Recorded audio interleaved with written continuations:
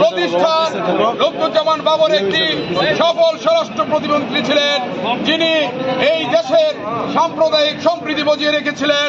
সেই জননেতা ভাটি বাংলার বরপুত্র, যিনি ভাটি বাংলার মানুষকে এখনো হৃদয়ে লেগে আছে, যার নাম শোনার সঙ্গে সঙ্গে কাউকে কোনো মেসেজ না দিয়েই এই মানববন্ধন সৃষ্টি হয়েছে। এই মানব প্রাচীর প্রমাণ করে, আজকের এই জনতা প্রমাণ করে অনতিবিলম্বে এই সরকার লুৎফুজ্জামান বাবরের মুক্তি দিবে। আমরা আশা করি এই সরকার ন্যায় বিচারের মধ্য দিয়ে নিষ্পাপ মানুষটিকে আবার জনতার কাতারে এনে দিয়ে জনগণের খ্যাতমত করার সুযোগ দিবে।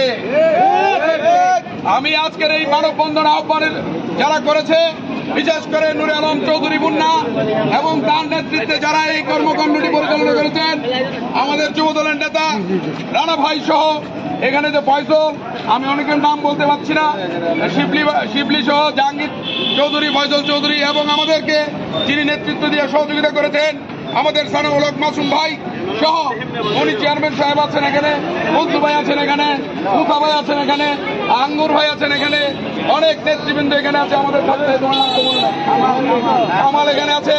আমাদের সকল নেতৃবৃন্দের নাম আমি উচ্চারণ করতে পারিনি। এখানে অনেক মানুষ এসেছে।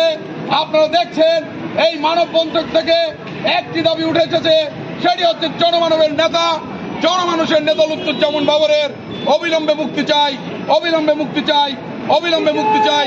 এই বলে আমি